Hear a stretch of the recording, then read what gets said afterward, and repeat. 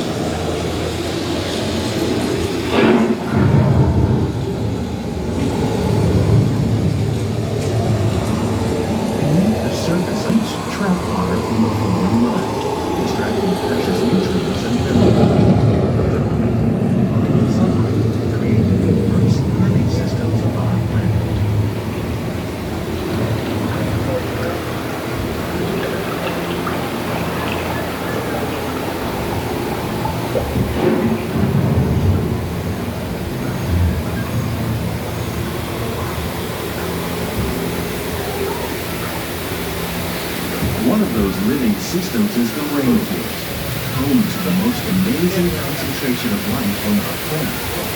These dense and beautiful forests cover only a tiny portion of the Earth's surface, but they contain more than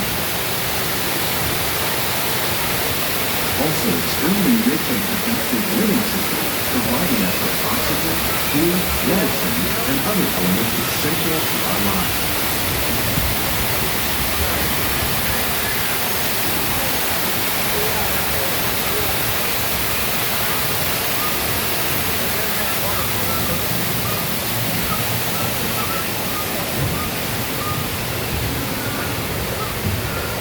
In the desert, nature has created a very different, but no less beautiful living system.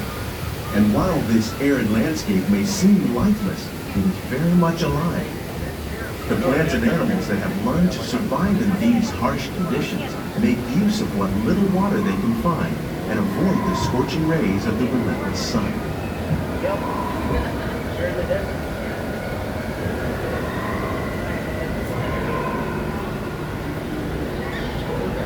The American prairie once appeared as desolate as the desert, but over time, rainwater and nutrients gradually penetrated the hard surface of this land.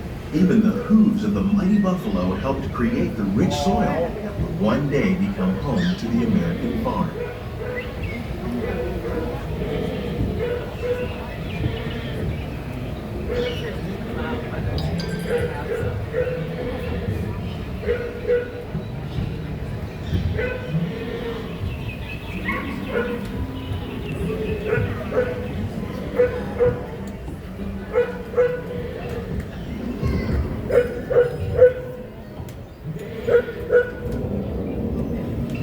Of all the forces at work on the land, humans have had one of the most profound effects. The need to produce food for a growing world led to the enormous use and sometimes overuse of the land. In our search for more efficient ways to grow food, we often fail to realize the impact of our methods.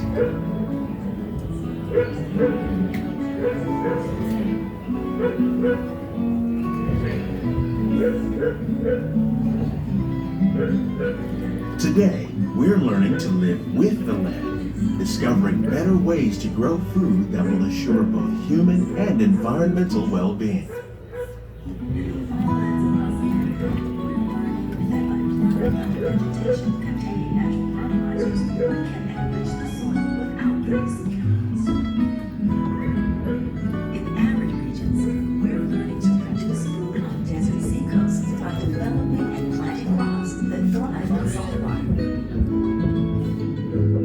In Japan, we're learning that by mixing leaves and other living materials into our soil, we can make farmland more fertile without the need for chemicals.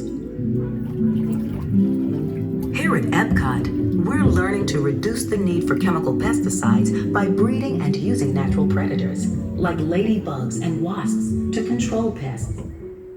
In the farmlands across America, we're learning that by plowing under vegetation containing natural fertilizers, we can enrich the soil without the use of chemicals.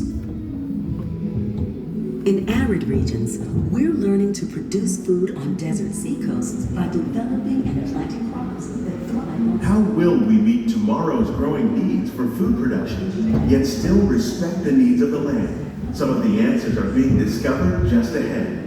To help us maintain these carefully controlled ecosystems, and for your safety, please remain seated in your boat at all times.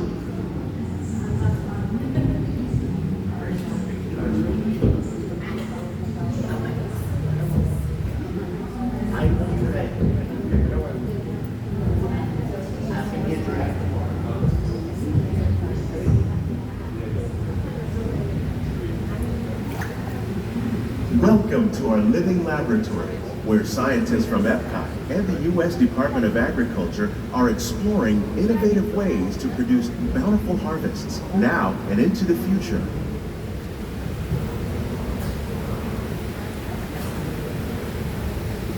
The tropics are home to the greatest diversity of plants on the planet. Many of these, like papaya, bananas, cacao, coffee, and rice, are well known around the world. These are just a few of the edible plants that have been an important source of nutrition for people living in the tropics. Many are rich in vitamins and minerals, while others are well adapted to growing in less than ideal conditions. Some, like the water lily, thrive in wet, swampy areas and waterways. All parts of this plant, even the flower petals, are edible. The starchy root of the plant has long been used to make flour for baking.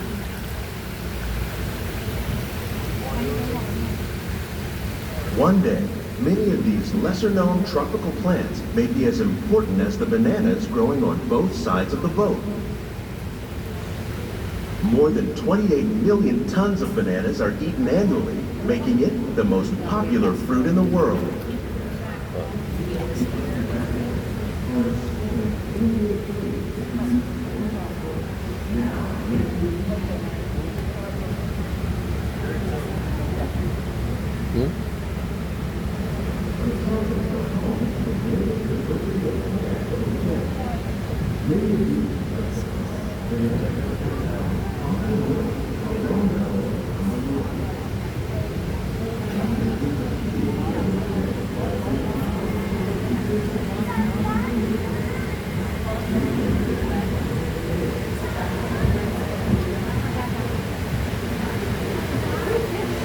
When we mention farming, you probably don't think of fish. But fish farming, or aquaculture, accounts for nearly half of all the seafood consumed globally. Tilapia, bass, and catfish, like the ones you see here, are three of the more popular crops raised by fish farmers. The sustainable system we're using here recycles the water in the tanks. As a result, we're able to save millions of gallons each year. Our small fish farm produces nearly 5,000 pounds of fish each year to serve in restaurants around Walt Disney World.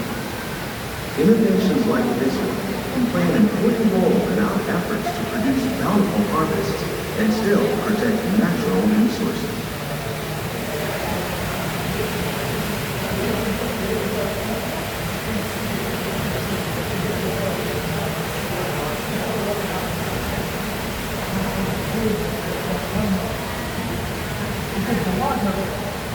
There is one here in the gap.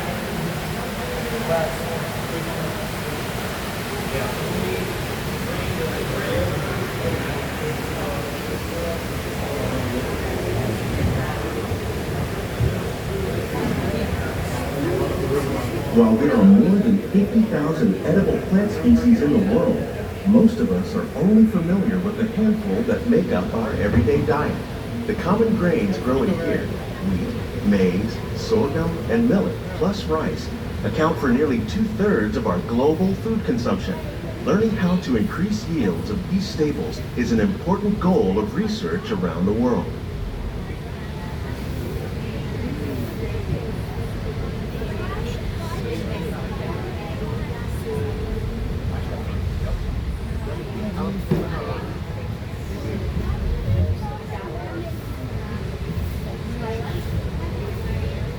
These plants are definitely on their way up.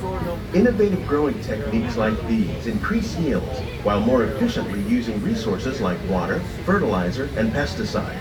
Another innovation at work here is our integrated pest management program. By populating our greenhouses with beneficial insects that prey on harmful pests like aphids and flies, we are significantly reducing our reliance on conventional pesticides. We're growing these crops using our nutrient film system. This technique precisely controls and recycles water and nutrients.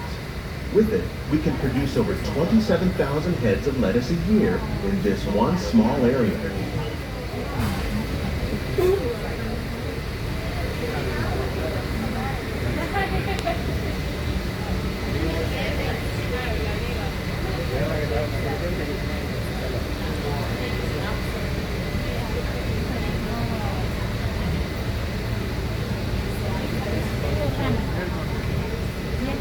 Some of our best ideas have been inspired by nature, like these fruit and vegetable trees. By growing these ground plants vertically, we can increase yields and better control diseases. These crops taste as good as they look. In fact, we serve more than 15 tons of produce from our greenhouses in restaurants here at the land every year.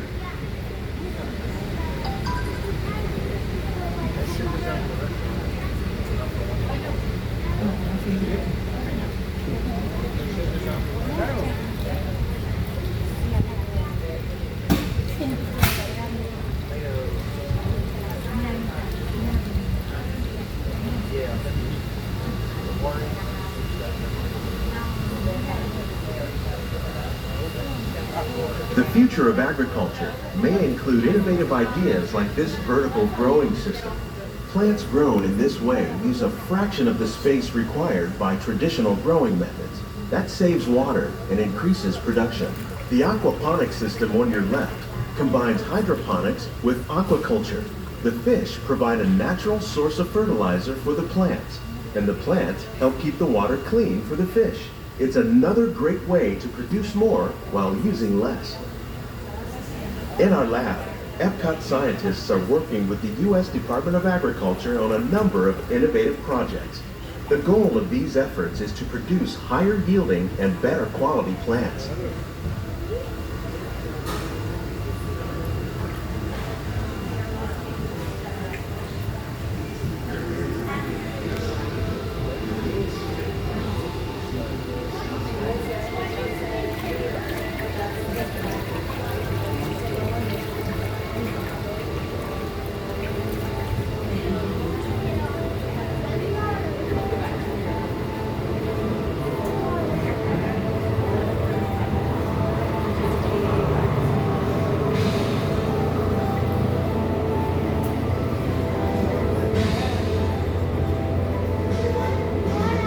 These greenhouses represent just a fraction of the work being done worldwide to produce bountiful harvests for our growing population. Scientists, farmers, and even backyard gardeners are doing their part to improve the quantity and quality of foods that we all rely upon. Together, we can continue to find more ways to increase food production and protect our precious natural environment. Only then will we truly be living with the land.